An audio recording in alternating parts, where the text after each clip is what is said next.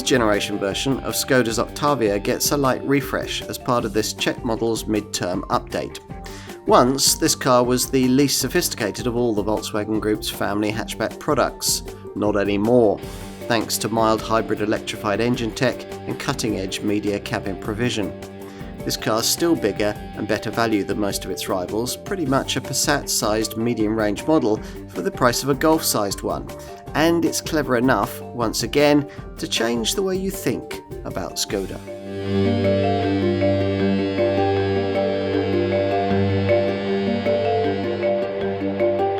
You can trace the Skoda success story of the last few decades back to the original launch of one model, this one, the Octavia. This fourth generation model first arrived back in 2020 and 4 years on was usefully updated to create the car we're going to look at here. Right from its very first appearance in 1996, the Octavia has been a car that's always supersized its value proposition, offering more space than the class norm. For the first generation model and its Mark II successor of 2004, that class saw competition amongst Focus and Astra class family hatches. The Mark III model of 2012 took a step up in the world, virtually big enough to compete with medium-sized models in the next class up. And this fourth generation NX series version has continued to offer that kind of proposition. In this updated form, launched in mid-2024, the Mark IV Octavia has become more sophisticated than ever before, and cleverer too, as it has to be to distance itself from the simpler but not much smaller Scala model that sits below it in the range. The Scala is the car to choose for Skoda motoring as it used to be, light on frills and cutting-edge technology, but solid, reliable, value-laden and built to last. This improved Octavia, in contrast, is more a signpost to a direction the Czech brand wants to go in the future, one that shares the very latest technology with more luxurious brands in the Volkswagen Group stable. How long it will continue to survive in the Czech manufacturer's range alongside fully electric models like the Elroq and the Enyaq remains to be seen. If you're not quite yet ready for one of those kinds of EVs, then an Octavia still needs to be high on your family hatch shopping list. To find out why, as usual, you're going to need the industry's most comprehensive review, the Car and Driving Road Test.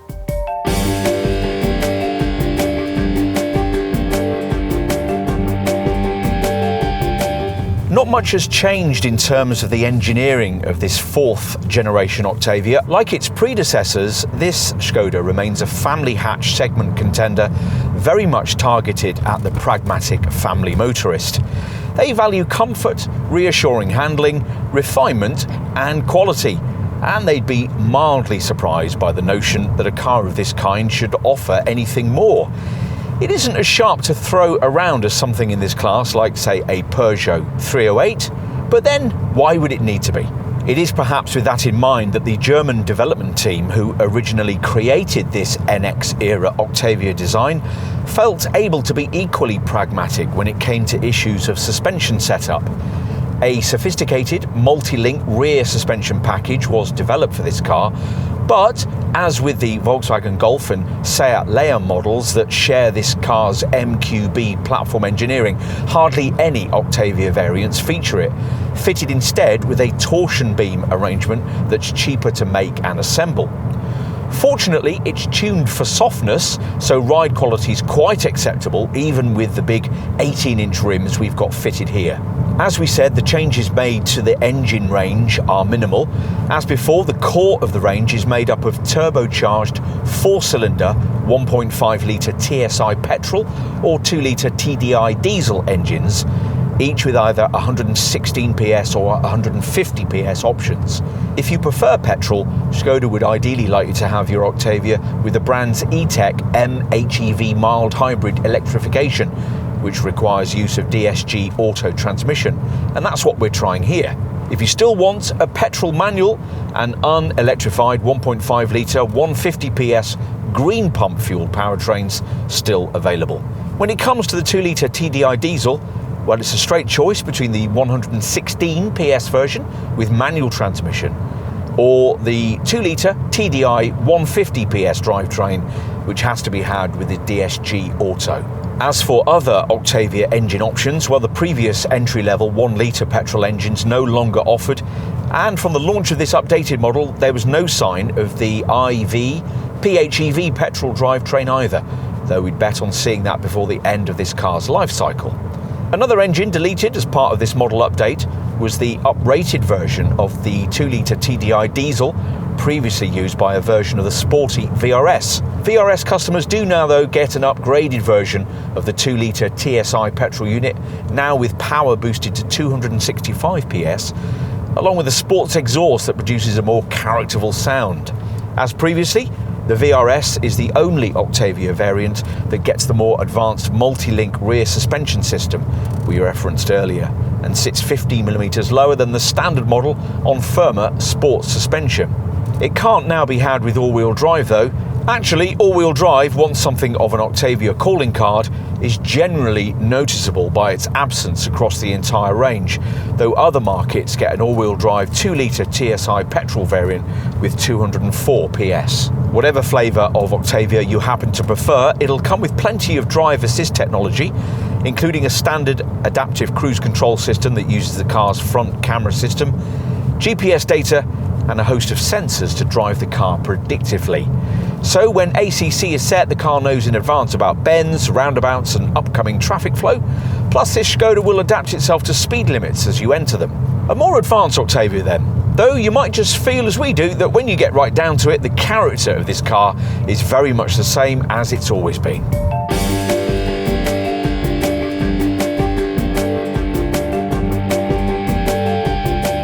You'd have to be quite a Skoda loyalist to notice the visual changes made to the updated version of this 4th generation Octavia. A subtly revised front grille is flanked by more angular restyled LED headlamps, positioned above a pronounced crease in the front bumper that's supposed to present a visual reference to the Czech flag. Both front and rear bumpers have been revised as well to be more aerodynamic, which is the main reason why overall length of both hatch and estate models is up by 9mm, creating an even longer 4,698mm body length for this hatch version. It's 4,705 for the alternative estate. We say even longer because the Octavia has always been a considerably more lengthy thing than the family hatch segment cars it's traditionally been priced against. A Volkswagen Golf, for instance, measures in at 4,284mm. Quite a difference. Wheel sizes range between 17 and 19 inches, and as part of this update, all the rims have been redesigned. Also redesigned are these rear LED lamp clusters. What hasn't changed though is what you can't see, the supremely flexible MQB modular transverse matrix chassis that was introduced with this model's predecessor, and which has underpinned countless Volkswagen Group models since the Mark 7 model Golf first introduced it back in 2012. Time to take a look inside, and as ever, there's that typically Skoda touch, an umbrella built into the door. Once you get behind the wheel, you'll find the changes made in this updated Mark 4 model are as subtle as they were outside. If you happen to be familiar with the original version of this NX era design, the main thing you'll probably notice is the new larger 13-inch central screen, before perhaps going on to note the new recycled cabin materials and the steering wheel's smarter two-dimensional Skoda badge. There are cabin charging upgrades too. The phone box wireless charging mat now provides for up to 15-watt wireless charging, and the USB-C ports deliver up to 45 watts, triple the amount offered with the pre-facelifted car. The virtual cockpit digital instrument screen has now been standardised in its largest 10.25-inch size, and as before, can display in a choice of 4 graphic layouts that include twin dials and full screen mapping. Whatever your choice of instrument screen layout, customisable data boxes are provided to the left and right. You can choose for these to display info on audio settings, drive assistance features, a compass, consumption info, driving time, average speed, navigation or coolant temperature. As for this bigger 13-inch central touchscreen, well, the key change, apart from the size, is that it now incorporates ChatGPT artificial intelligence, which means that if you use the LoRa voice control system to ask it something it doesn't know, it'll go online to find the answer, then return it to you via the voice control. The built-in SmartLink system now offers wireless activation for Apple CarPlay and Android Auto. And as before, there's navigation, an 8-speaker audio setup, and over-the-air updates.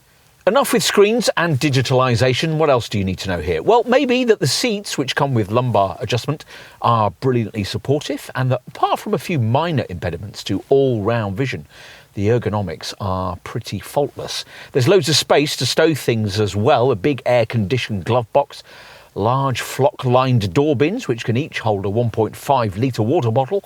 Plus, you get a lidded bin between the seats, which doesn't have any media ports, but does have a neat ratcheting top to rest your elbow on. A sliding cover shields these central cup holders, which incorporate clasps, so you can undo a bottle top with one hand.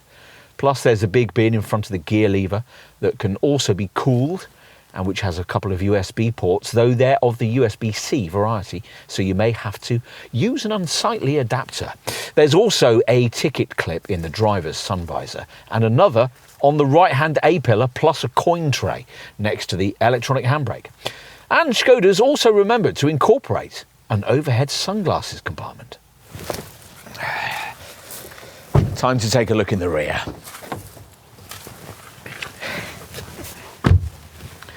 Where, as usual, with an Octavia, backseat space is class-leading, thanks to this car's unusually long 2,686mm wheelbase.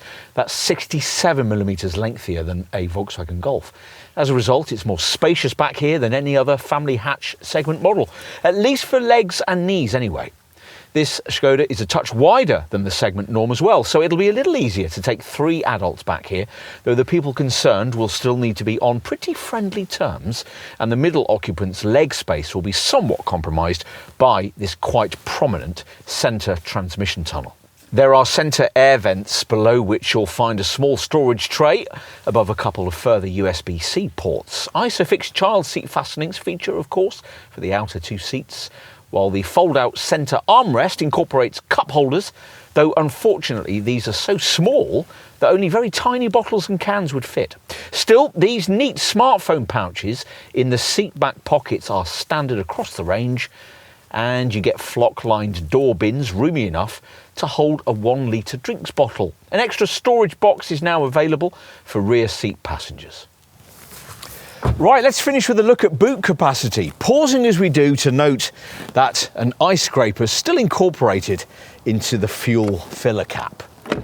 Cargo space remains class leading, though you'll only get this powered tailgate to access it if you avoid base trim.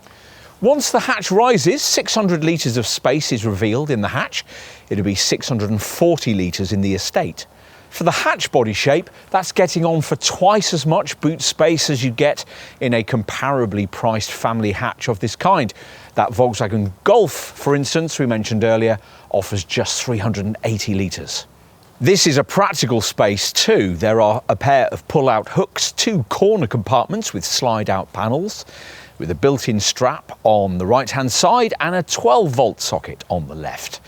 This central hatch enables lengthier items like skis to be accommodated without disturbing a pair of rear seat occupants. There'd be more room beneath the cargo floor if, very unwisely, you fail to take up the extra cost option of adding in some kind of spare wheel. If you need more room, then you'll want to activate these cargo sidewall catches. Once the 60-40 split rear bench is folded, there's quite a step up from the boot floor. The provision of an adjustable height boot floor would have eradicated this. Even where you've got that on the estate model, the way the seats fold means that the load floor isn't quite flat. Still, just look at all the space you do get. 1,555 litres in this hatch, a figure that would rise to 1,700 in the estate, which equals what you get in a large segment estate like BMW's 5 Series Touring. Nothing in the Octavia sector can even approach that.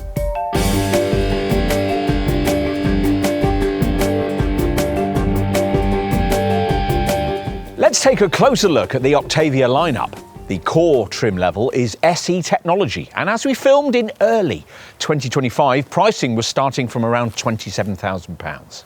The mid-trim level is SEL, then the Sportline version that we've got here, with the top of the range marked by the sporty VRS models. Whichever trim level you opt for, as usual, there's a premium of £1,000 if you want the estate rather than the 5-door hatch. As ever with an Octavia, that's very competitive pricing. Family hatchback rivals like, say, Volkswagen's Golf, Vauxhall's Astra, Peugeot's 308 or the Ford Focus, the latter still on sale at the time of our test. Well, all of these start from around the same kind of level, but are vastly less spacious for either people or packages.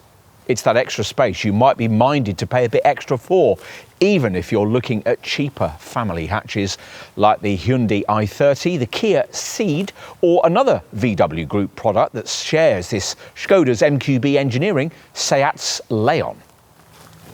If, having considered all of that, it's an Octavia you really want, then you're going to need to know how generous Skoda's been with the standard spec. So let's take a look at that now.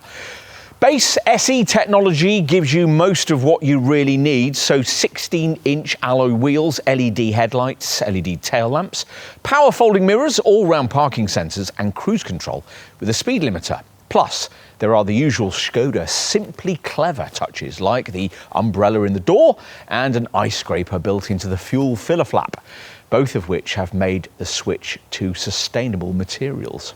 Inside, there's a virtual cockpit 10.25-inch digital instrument display, dual zone air conditioning, heated front seats, a 15-watt wireless phone charger, and driver's seat lumbar support. Infotainment is dealt with by a 13-inch central touchscreen display with navigation, voice control and Skoda's wireless SmartLink connection via Apple CarPlay and Android Auto. This monitor also now incorporates a built-in ChatGPT version of Skoda's LoRa voice control system, named after one of Skoda's founders, Václav Lorin. So if you ask it something it doesn't know, it'll search the World Wide Web for the answer. Upgrade to mid-level SEL model and you get 17-inch wheels, rear privacy glass, predictive adaptive cruise control with traffic jam assist, a power-operated tailgate with virtual pedal swipe control, a heated front windscreen, boot netting, nicer micro-suede and faux leather upholstery, and for the estate version, an electric sliding parcel shelf and a variable height boot floor. SEL spec also gets you a now improved keyless entry system with proximity sensors that now automatically lock or unlock the car as you approach or walk away from it. This more dynamic looking Sportline variant further builds on that tally with 18-inch wheels, metallic paint, a gloss black spoiler, gloss black roof rails, chromed exhaust tailpipes, progressive dynamic steering, a sports steering wheel, sports seats and upholstery in fabric and artificial leather. Finally, there's top VRS trim, which gets you 19-inch wheels, full LED matrix headlights, VRS suspension that's lowered by 15mm, an electronically controlled limited slip differential for extra cornering traction, specific VRS bumpers and black tailpipes. Inside, there's special VRS design selection upholstery with carbon effect decorative inserts. Across the range, there's loads of safety kit, of course. The brand's front assist collision avoidance assistance autonomous braking system is standard across the lineup, along with lane assist, lane departure warning, a turn assist system to help you at junctions, and predictive cruise control, which works alongside the traffic sign recognition setup.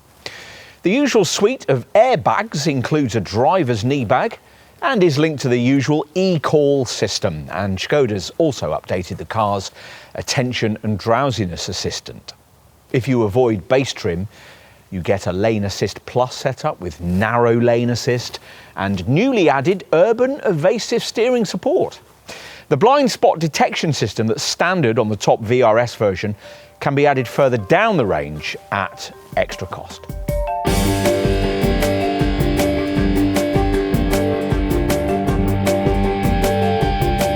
The efficiency figures are much as before, though Skoda claims that the volume 1.5 litre TSI petrol engine's turbocharger has been reworked to improve economy and minimise thermal loss. As before, the MHEV mild hybrid system that's fitted to 1.5 litre TSI auto models doesn't make a huge frugality difference. To recap, it pairs a 12-volt belt-driven starter motor with a small 48-volt lithium-ion battery which stores energy that's recuperated under braking. The setup assists the petrol engine with a small electric boost, while also enabling this Skoda to coast with the engine completely disengaged at speed on the highway, improving efficiency and reducing CO2 emissions. You'll be wanting the WLTP efficiency figures, which will quote for the hatch body style. It's hardly any different for the estate. For the 1.5 litre E-Tech mild hybrid petrol engine we're trying here, you're looking at up to 112 grams per kilometre of CO2 and around 57 mpg on the combined cycle in both forms.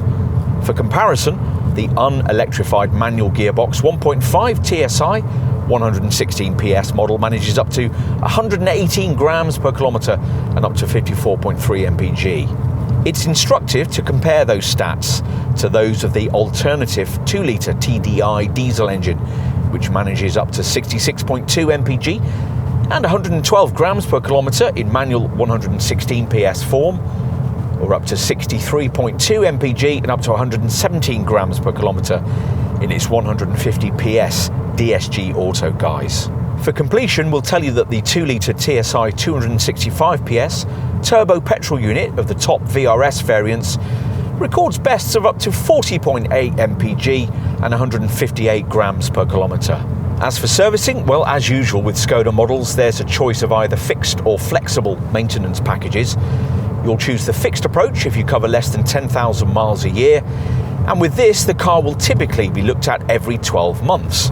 If your daily commute is more than 25 miles and your Octavia will regularly be driven on longer distance journeys, you'll be able to work with a flexible regime that in the first 2 years of ownership could see you travelling up to 20,000 miles or waiting up to 24 months before a garage visit.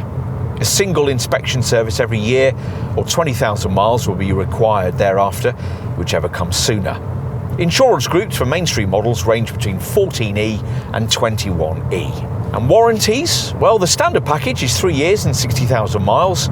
We can't see why Skoda couldn't extend that mileage limit to 100,000, since that's what you get with a mechanically very similar Volkswagen Caddy Life model. Doing that, though, wouldn't give Skoda dealers so much of an opportunity to sell extended warranty packages. You might, of course, feel that no extra cover is really necessary. After all, the brand regularly tops independent consumer satisfaction surveys. According to real people, there are few more satisfying cars to own.